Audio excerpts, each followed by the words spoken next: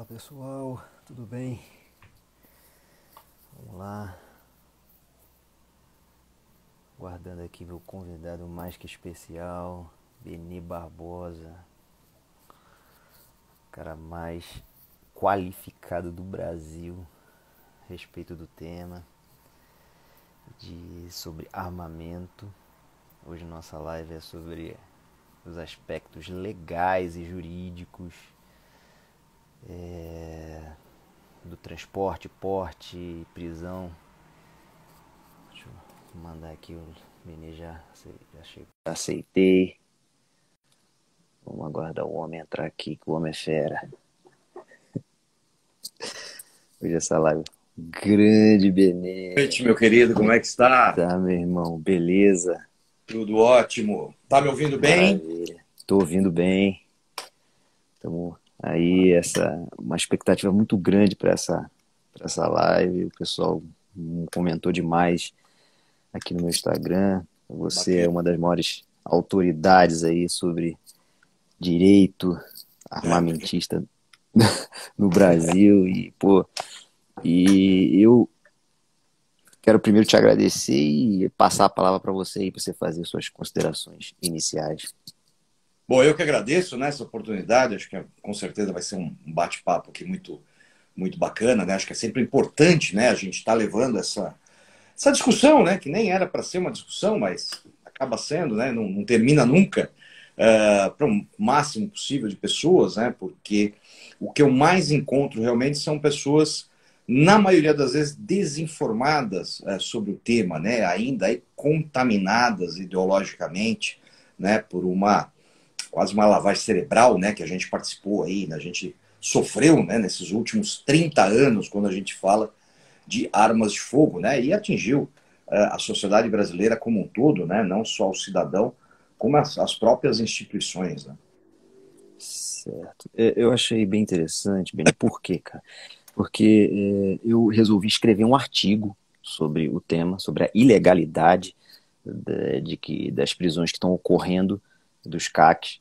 E eu chamei um grande amigo e uma autoridade também no estado de Goiás, que é o Rilmo Braga, é um delegado de polícia, hoje em dia ele está na Uhum. administração, e a gente está escrevendo junto, já terminei a minha parte, estou mandando para ele, porque eu vejo a necessidade da gente criar uma doutrina, estou falando tecnicamente, na área jurídica, sobre o assunto, porque se você pesquisa, muitas das pessoas, cara, infelizmente, vêm me procurar no Instagram, querendo relatar o caso concreto, né, que aconteceu com ele, que foi abordado e tal, e eu não Uhum. posso dar consultoria, eu não posso analisar o caso concreto, então eu vou escrever um artigo junto com o Rio e a gente vai publicar isso, e eu acho que vai ter vai ser importante para as pessoas consultarem e se informarem, é o que você falou, né, sobre a prisão ou ilegalidade de uma prisão, eventualmente, com a legislação que a gente tem hoje em dia, né? Então, isso com Exato. base no que a gente tem. O que está valendo?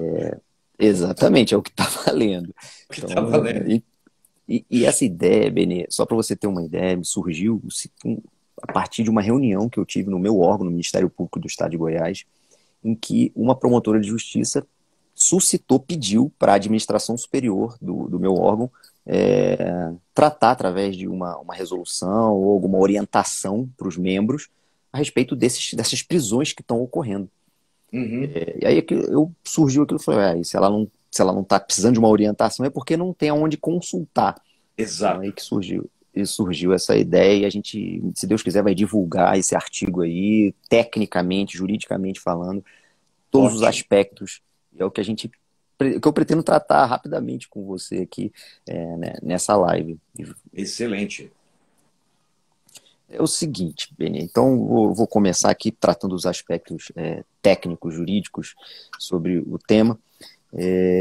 A gente tem, basicamente, quando ocorre eventualmente uma abordagem de um CAC, a autoridade policial, ou inicialmente os policiais que fazem essa abordagem, eles, em tese, tipificam a conduta no artigo 14 do Estatuto da Lei 10.826, vou nem chamar de Estatuto do Desarmamento, porque não é uma Ah, verdade isso. E isso, o Estatuto a Lei 10.826 de 2003, só que houve uma evolução da legislação, principalmente da legislação que complementa essa lei. E eu, pesquisando aqui, vi que a partir de 2017, se eu estiver errado, você me corrige aí, uma portaria do Ministério do Exército, portaria 28, COLOG, 28. Exato. exatamente, passou a permitir que o CAC, o colecionador, atirador e caçador, portasse, elegesse uma arma de fogo, ela de pronto emprego, ou seja, municiada do seu acervo, né? Óbvio, tem que estar registrada no seu acervo, para poder andar com ela portando para pronto emprego. Exato. Estou errado ou está certo? Não. Corretíssimo, né? Portaria 28, né? Permitiu aí a todos os atiradores esportivos, né, a portar uma arma, né, ou seja, ter uma arma pronto emprego ali para defender sua vida, defender o próprio acervo, uma necessidade que era gritante, né, já há décadas, né, isso era um pedido dos atletas, né, dos atiradores, uma vez que a gente estava sempre em risco, né. Então eu me recordo, quando eu ainda morava em São Paulo, né, hoje não estou mais em São Paulo, estou aqui em Santa Catarina agora, que eu, atirador, desde 2005, minha esposa também, né? Na época, o atirador ele podia ter 12 armas de fogo no seu mapa de tiro, sendo 4 delas de uso restrito, né? Então, tecnicamente falando, né, a gente podia, eu e minha esposa, indo para o clube de tiro, estarmos com 24 armas.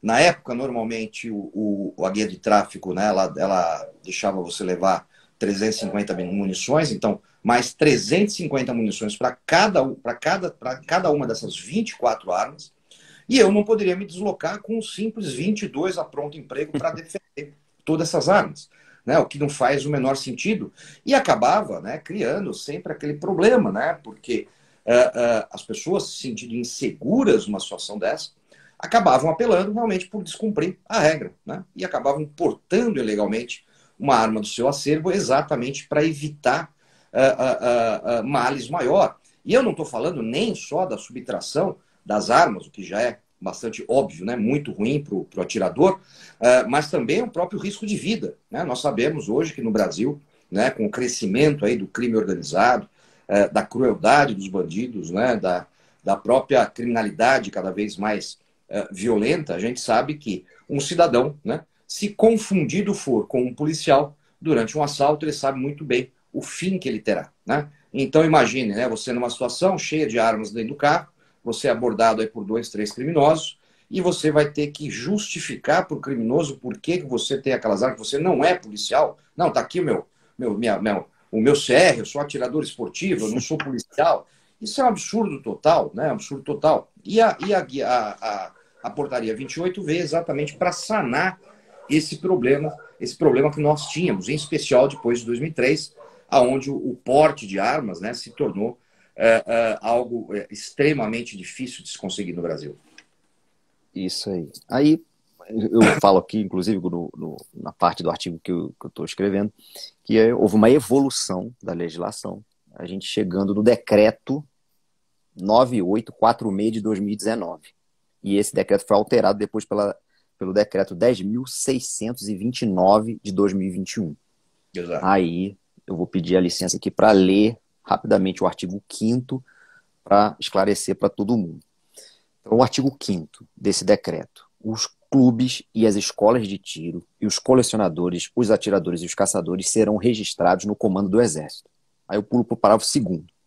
Fica garantido no território nacional o direito de transporte desmuniciado das armas dos clubes e das escolas de tiro, de seus integrantes e dos colecionadores, dos atiradores, dos caçadores, por meio de apresentação do certificado de registro de colecionador, atirador e caçador ou do certificado de registro da arma de fogo válido, desde que a munição transportada seja acondicionada em recipiente próprio separado das armas. Aí vem o parágrafo 3º.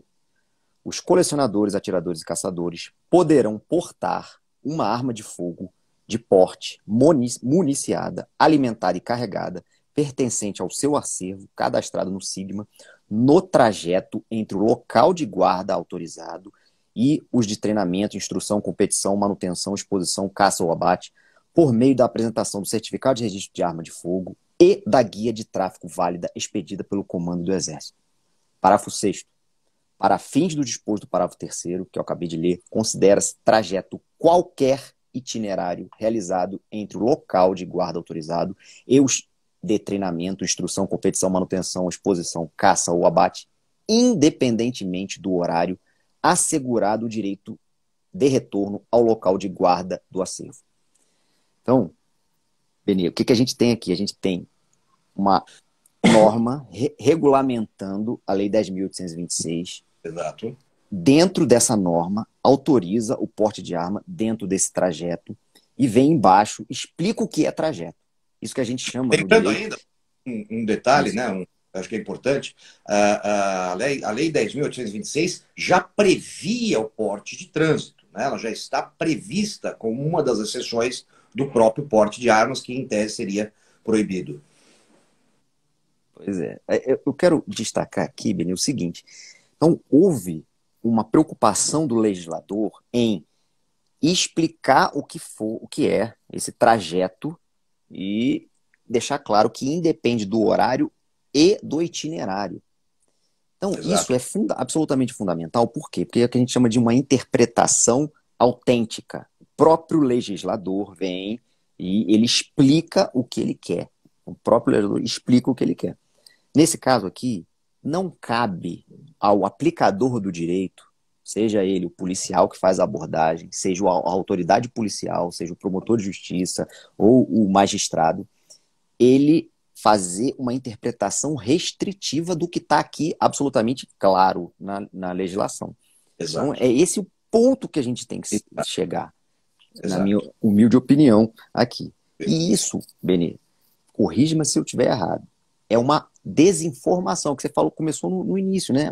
As pessoas, os aplicadores do direito, eles não sabem o que a legislação atual prevê para poder fazer qualquer tipo de interpretação restritiva. E no direito penal, no âmbito criminal, não se faz interpretação restritiva para normas incriminadoras, que é exatamente essa aqui, que eles tentam incluir o CAC lá no porte de arma, o artigo 14. Então, está tudo errado quando alguém é presa, ou algum CAC é preso, de forma arbitrária, sem fazer uma análise aprofundada do caso concreto. Então, uma análise simplista e rasa do que é apresentado lá para a autoridade policial, que culmine numa prisão, é absolutamente ilegal, na minha opinião, e eu disserto isso aqui nesse artigo.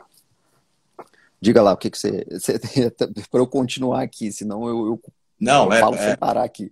Perfeitamente, né? Perfeitamente. Então, assim, né, inicialmente nós tivemos um problema muito sério, né, com a questão do que era a definição de trajeto, né?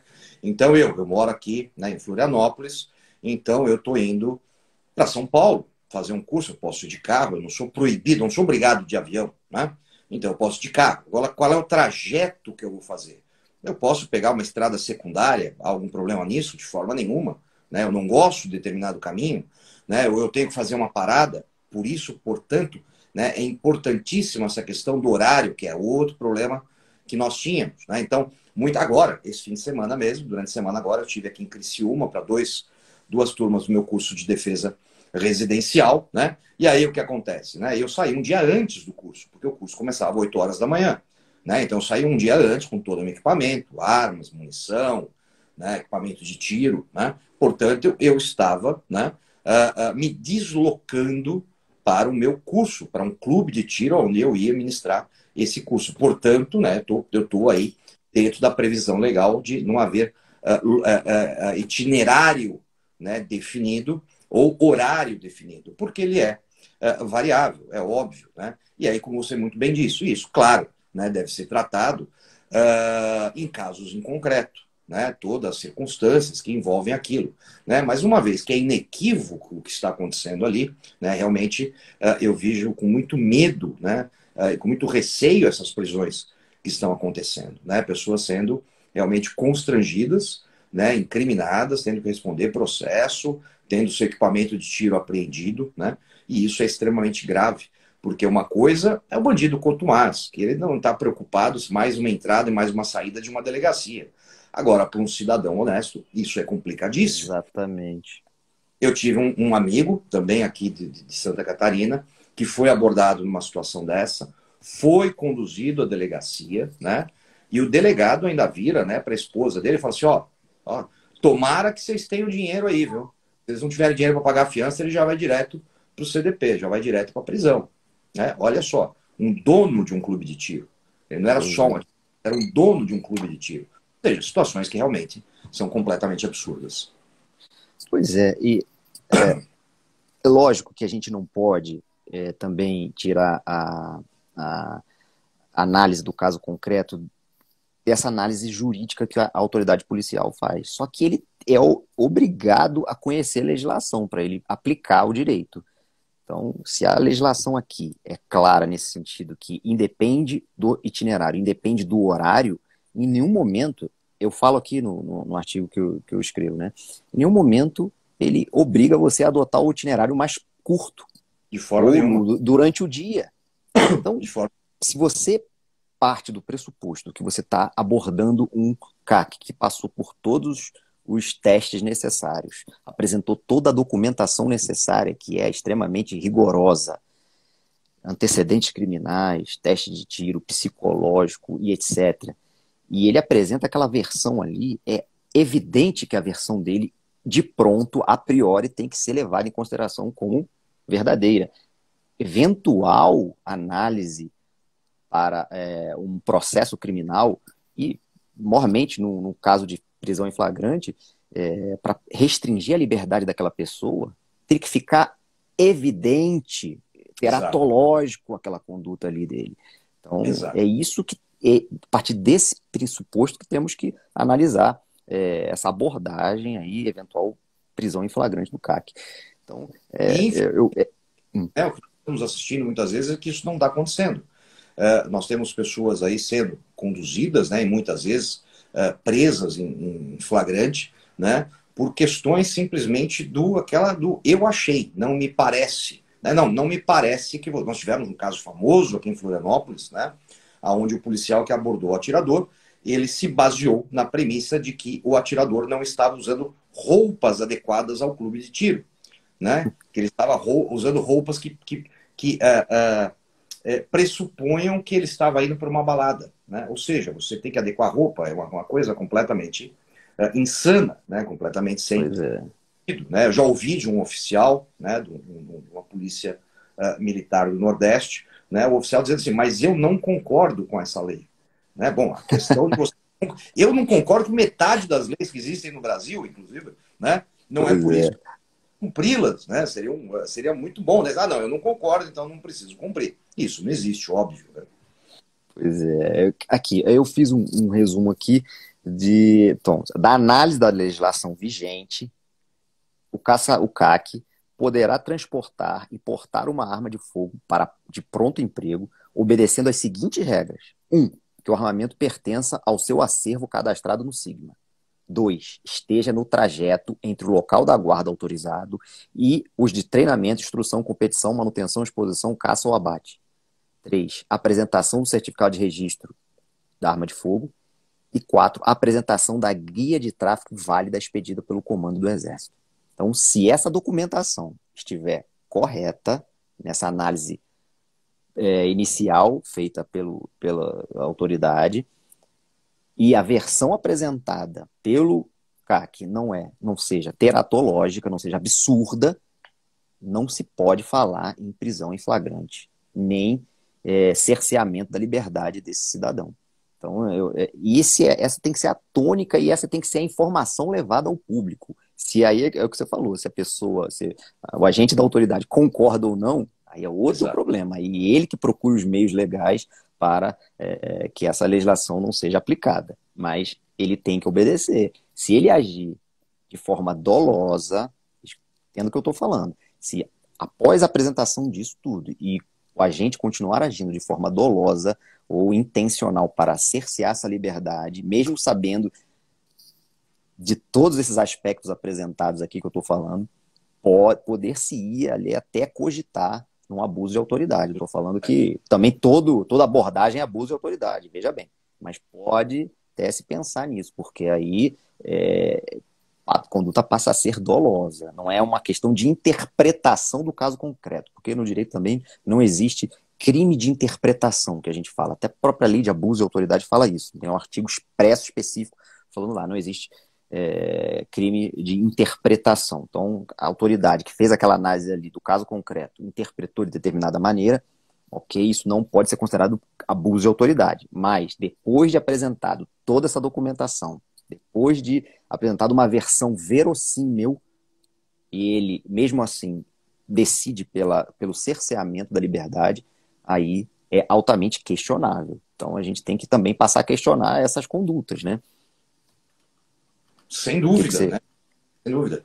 Isso é extremamente necessário, né? Extremamente necessário. E o que eu vejo, uma falha muito comum, né? Infelizmente, e aí é uma falha das próprias instituições, né? É o quanto essas informações demoram para chegar aos policiais, né? Demais, né? Então, até os comandos ou as diretorias, né, se reunirem, fazerem procedimentos, passarem para os policiais. Muitas vezes o policial ele tá vendido ali no lance, né? Porque ele acredita ainda numa legislação que foi que não está mais vigente, não está mais em vigor, né? Que foi modificada, ele desconhece essa modificação e na dúvida ele acaba conduzindo a pessoa até a delegacia, né? Então isso é comum acontecer, né? Por isso que a gente tem pedido muita atenção, né, às instituições para que mantenham, né, essas informações sempre o mais atualizadas possíveis, para evitar esse tipo de problema e até mesmo evitar aí que os seus policiais, né, num caso extremo, acabem sofrendo aí um processo por abuso de autoridade, né, mesmo não havendo um dolo intencional, qualquer coisa nesse sentido. Exatamente. Aí interessante aqui que eu botei como exemplo uma situação que você acabou de falar, né, que você viajou, foi para uma instrução de tiro, saiu. Quantos dias antes você saiu para essa instrução sua?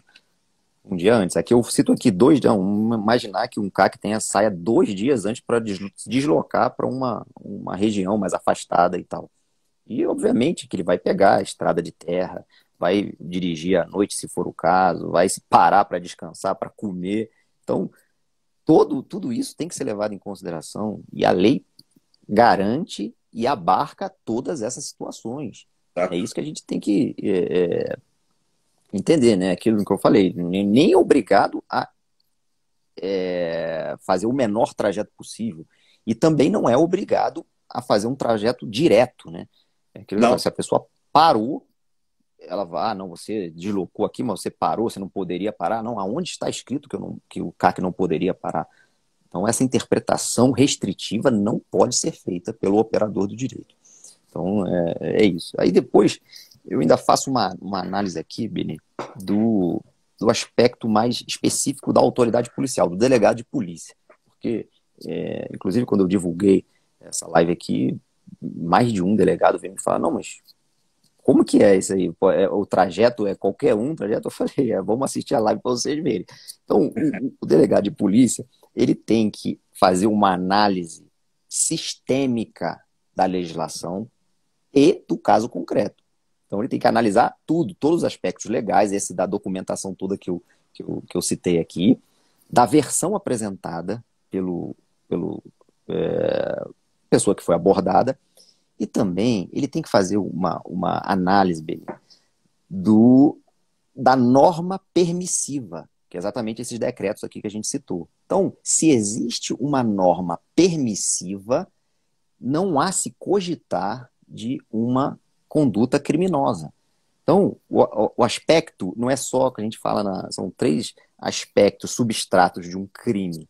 Então, a subsunção do fato à norma, que seria a simples leitura do tipo penal e observação do caso concreto. Em tese, isso aí, o cara está portando uma arma de fogo, tem o artigo 14 lá da Lei 10.826, subsunção do fato à norma. Mas o crime não é só isso.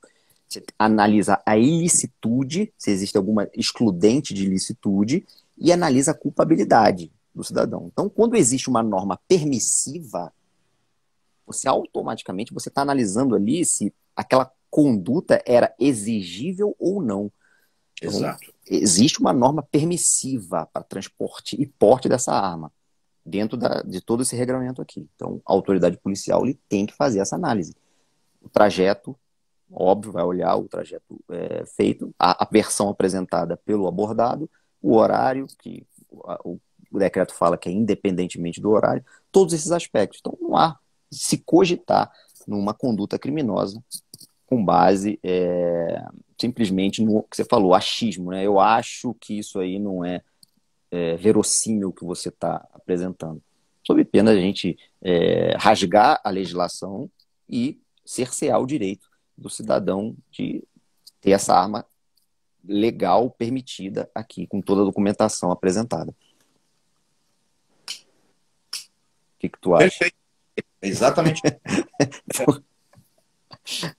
É isso aí, cara. Eu faço aqui e a intenção é justamente essa, Beni. É o máximo possível divulgar, porque as pessoas desconhecem. E eu faço um adendo aqui. Existe um preconceito muito grande, porque sempre se associou a arma de fogo ao bandido ou ao policial. Então, o cidadão de bem tendo uma arma de fogo, as pessoas não conseguem enxergar isso como um direito, como algo natural. Então, eu ando armado o tempo inteiro.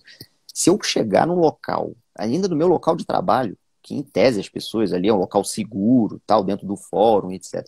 Se eu pego minha arma e eu tiro ela da cintura, ostensivamente coloco na gaveta ali e tem alguém na sala, isso causa um medo nas pessoas. Sim. E infelizmente, porque as pessoas, ao contrário, deveriam se sentir mais seguras. Se eu estou num restaurante em que eu sei que tem 3, 4 pessoas ali armadas, eu me sentiria mais seguro. E com certeza o marginal não assaltaria aquele local, porque ele vai escolher sempre o local mais fácil. Agora, diferente, por exemplo, quando tem a polícia de forma ostensiva ali, as pessoas, em tese, se sentem mais seguras. Mas não deveria ser diferente, né? Ou deveria ser igual quando o CAC ou uma pessoa armada está no local também, a pessoa de bem, é isso que as pessoas não entendem. Uma pessoa de bem, treinada e disposta a fazer o bem, não a fazer o mal. Deveria haver uma sensação de segurança também, o que não há, né? Exato. Esse sentimento ele tomou conta, né, de boa parcela aí da nossa população, né, não de sua totalidade. Isso vem diminuindo, eu percebo uma certa diminuição nesse tipo de reação nos últimos anos, né, está se tratando com um pouco mais de normalidade, o que há 30 anos era absolutamente normal. Né? Eu falo para as pessoas, né, normalmente as pessoas têm uma memória emotiva muito curta nesse sentido. Né? E mesmo pessoas aí na minha faixa etária, aí, 50 anos, né? Ou até mais, 60, 70, às vezes a gente tem que fazer a pessoa rebuscar na memória, né? E falar assim, olha, mas você lembra lá na década de 70 como era? E na década de 60? E na década de 80? Não tinha todo mundo arma em casa? Né? Até 1997, o porte legal sequer era crime, era uma simples Contravenção, né? Tão grave quanto jogar no lixo, né? E as pessoas esquecem, parece, olha, isso é 97, é muito recente. E parece que nunca nada disso aconteceu, né? Eu comecei nessa história em 1991, né, quando se propôs a primeira legislação realmente restritiva no Brasil. Em 91 eu também havia comprado a minha primeira arma, né, meu primeiro revólver, com 21 anos, né, apresentei 3 documentos, né, apresentei um comprovante de residência, um atestado de antecedentes emitido pela Polícia Civil de São Paulo e um olerite, né, lá o comprovante da lícita, com esses 3 documentos e mais nada. Né? 15 dias depois, eu estava saindo com o meu revólver da loja. Né? E isso era absolutamente comum, isso não causava estranheza, isso não causava problemas, muito pelo contrário. Por quê? Porque, via de regra, quem busca a legalidade, né, para comprar, para adquirir uma arma de fogo, né, dificilmente fará o uso criminal dessa arma. Isso é comprovado estatisticamente. Né?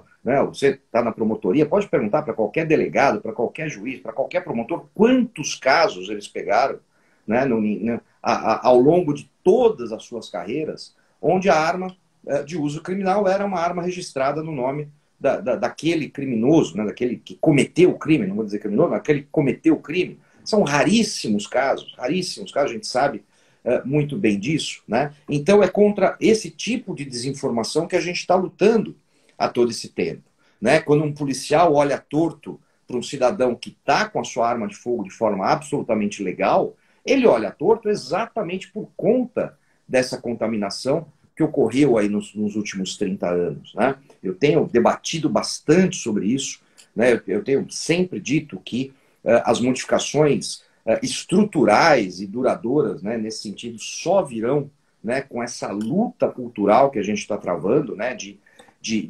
realmente explicar para as pessoas o que está sendo discutido, né, informações reais, né, inclusive eu tenho um curso só sobre isso, né, só sobre isso, que é a oficina de argumentação, que eu lancei a primeira turma, vou lançar a segunda turma agora, que visa preparar as pessoas para esse debate. Porque o que eu tenho visto, né, principalmente no nosso meio político, são pessoas completamente despreparadas para embasar os seus pontos de vista. Né? Então a pessoa até acha, fala, realmente, eu acho que o cidadão tem que ter uma arma. Só que ele não consegue formalizar isso de uma forma que ele convença outras pessoas também por que daquela. Não é, eu acho que é melhor. Não, não é isso.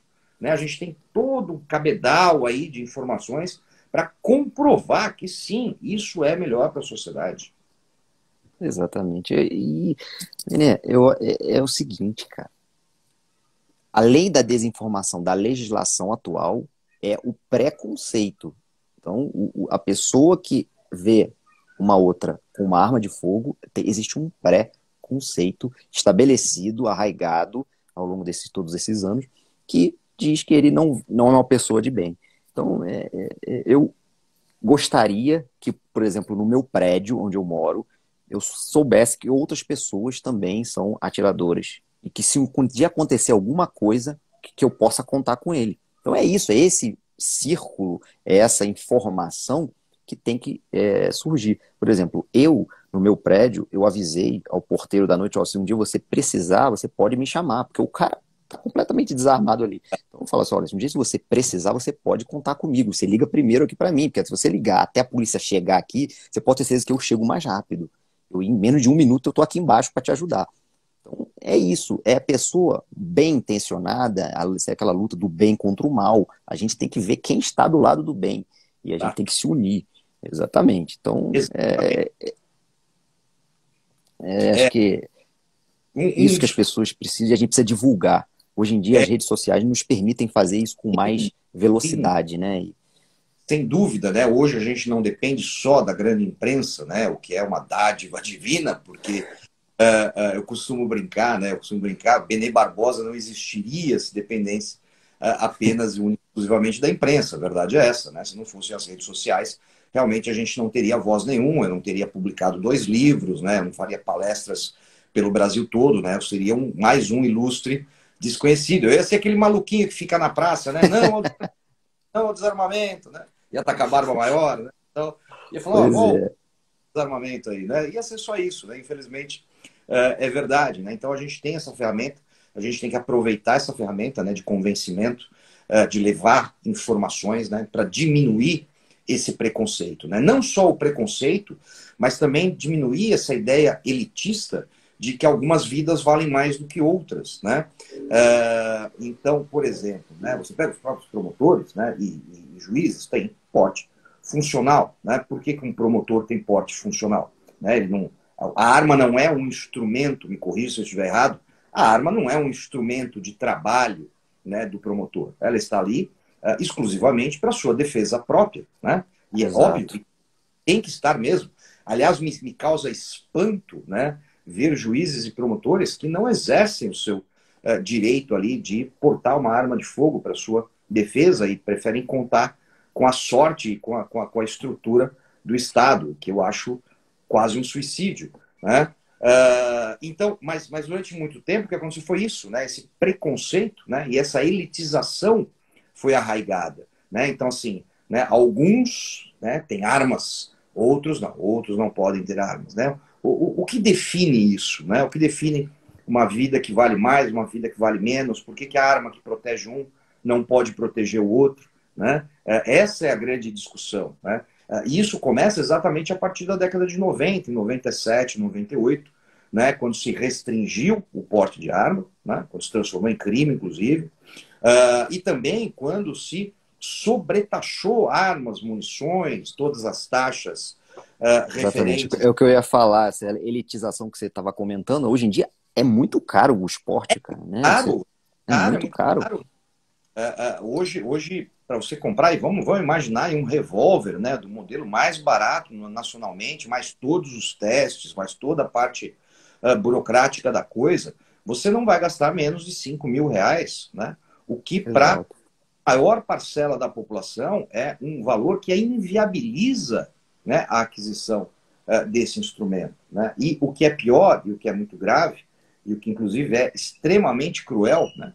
As pessoas que estão inviabilizadas de comprar uma arma de fogo legalmente são normalmente aquelas que estão mais expostas à criminalidade violenta, né? Que têm menos acesso à própria segurança pública, né? E que, óbvio, né, não passam nem perto de ter acesso à segurança privada, né? São essas pessoas que estão sendo punidas, né? Naquela velha máxima, né, que a gente ouve também há tantos anos e é extremamente cruel, de que a pobreza é causadora da criminalidade, né? O que é uma farsa gigantesca e só serve para alimentar esse preconceito. Exatamente. É isso aí. Eu acho que essa que tem que ser a nossa tônica, a nossa função de divulgar, trazer informação de qualidade, é o que eu vejo que você faz, né, nas suas redes sociais, informação verdadeira você pode conferir. Então, tudo que eu falei aqui Aham. atualmente, no aspecto jurídico, técnico, qualquer um pode fazer um Google aí e verificar, inclusive a legislação que está vigente. Então, as informações estatísticas que eu sempre vejo você trazendo nos debates. Então, é, a pessoa lhe pergunta, lhe indaga por que vai aumentar o número de homicídios ou o número de crimes relacionados, crimes violentos relacionados à arma de fogo, você prova para a pessoa estatisticamente que não é verdade isso. Então é isso que a gente precisa lutar, né, cara? Infelizmente, a gente tem que estar nessa luta aí, hercúlea, em glória. E você há muito mais anos, que eu vejo você estava bem mais novo, né, nos seus vídeos antigos aí. Com certeza. É isso aí. Mas acho que é isso, Benê. Eu gostaria também de falar que eu vou publicar em breve esse artigo. Que Esse ótimo. artigo eu acho que vai ser importantíssimo para todos os clubes de tiro do Brasil aí divulgarem, para as pessoas terem um conhecimento acessível e principalmente os operadores do direito. O meu objetivo mais é a parte jurídica, né? Então, para eles terem acesso a isso. E porque é importante, vai ser um promotor de justiça e um delegado de polícia publicando nesse sentido. Então, vamos tentar quebrar essa barreira e tentar fazer, a gente chama de doutrina aí, humildemente, eu não tenho nenhum livro publicado igual você, vários livros, né? Mas eu quero também deixar minha marca, minha contribuição nesse sentido aí de levar o conhecimento. Não, isso é importantíssimo, né? Com certeza, pode contar aí com a minha colaboração aí na divulgação vasta aí desse artigo, né? Porque realmente, né, a gente tem pouquíssima coisa doutrinária nesse sentido, né? É difícil encontrar alguma coisa, né? Inclusive é difícil quando você precisa desse tipo de informação. Não, dizer, ó, Exato. aqui, ó, isso aqui, está aqui, está escrito. Não sou eu que falei, né? Está aqui, foi um promotor de justiça, um delegado de polícia, né? Que está aqui embasado, né? Não é eles que acham isso também. Está aqui, ó, eles analisaram a legislação em vigor e chegaram a essa conclusão técnica e jurídica desse sentido aqui. Então é isso que tem que ser. Isso é importantíssimo. Isso vai dar, né, uma tranquilidade um pouco maior para todos nós, né, que somos atiradores, porque a gente sempre, isso é uma coisa que a gente até brinca, né, entre a gente, que a gente fala, o atirador brasileiro ele é a única pessoa que tem medo do bandido e da polícia, porque você nunca sabe exatamente certo ou se vão achar que você está exatamente certo. Infelizmente é isso que acontece, né? Infelizmente é isso que Verdade. acontece, né? É um sentimento terrível isso, né? Eu estava voltando outro dia de Lages, aqui em Santa Catarina também, né? Sofri uma abordagem da PRF, né? Um agente da PRF, extremamente educado, super solícito, né? Pegou a documentação, verificou o número da arma, boa viagem, né? E acabou ali. Mas quando você é abordado, né, você já dá aquela sensação de, meu Deus, vamos ver se não vai dar nada errado. Isso é horrível, porque você sabe que está dentro da lei, você sabe que está tudo certinho, que está toda a documentação ali, que você está dentro, né, do que determina a legislação atual, mas você fica naquela, pô, será que é assim que ele vai interpretar? Né? É isso que não pode acontecer. Né? Exatamente. Eu acho que um artigo, acho não, eu sei, né, um artigo desse vai ser um grande colaborador para melhorar isso. É isso aí. Renê, eu já vou aqui encaminhando para o final, porque eu acho que essa parte técnica eu falei aqui o que eu gostaria de ter falado para essa sua audiência aí gigantesca. Já vou te agradecer mais uma vez pela essa oportunidade de bater esse papo com você. Tenho também, desde que eu me entendo por gente, eu tenho acesso à arma de fogo, que meu pai também sempre foi atirador, e depois eu entrei na polícia muito cedo, com 21 anos eu já estava na polícia, então eu ando armado já faz muito tempo. E é isso. Muito obrigado aí pela sua disponibilidade. Vou deixar você fazer suas considerações finais também. Imagina, mais uma vez, eu que agradeço essa oportunidade, fiquei muito feliz, né, em poder participar dessa live e trazer aí essa boa novidade para todo mundo que me segue também. Né? Então, o pessoal aí tá, né, que veio aí do seu perfil, né, quiser me seguir também, tá aqui meu Instagram, tá? A gente está sempre postando muita informação, muitos debates, textos e etc., exatamente para embasar tudo aquilo que a gente fala, né? Porque não é só falar, né? Se o papel aceita tudo, a internet aceita muito mais. Né? É verdade. Né? Então, a gente tem embasamento, conhecimento sobre o assunto e sempre está, né, levando aí esse conhecimento, fazendo essa informação circular, porque informação que circula também não tem valor. Isso aí. Renê, muito obrigado, cara. Fica com Deus. Um grande abraço. Tamo aí firme nessa luta. Imagina, eu que agradeço. Ah, sim, quem quiser lá saber do meu curso de argumentação, vou abrir a segunda turma agora, é bem bacana, tá? 30 anos de experiência aí nesse curso, tem o link ali na minha bio. Tá bom, gente? Muito obrigado, um grande abraço, boa noite, que hoje ainda vou gravar aula ainda.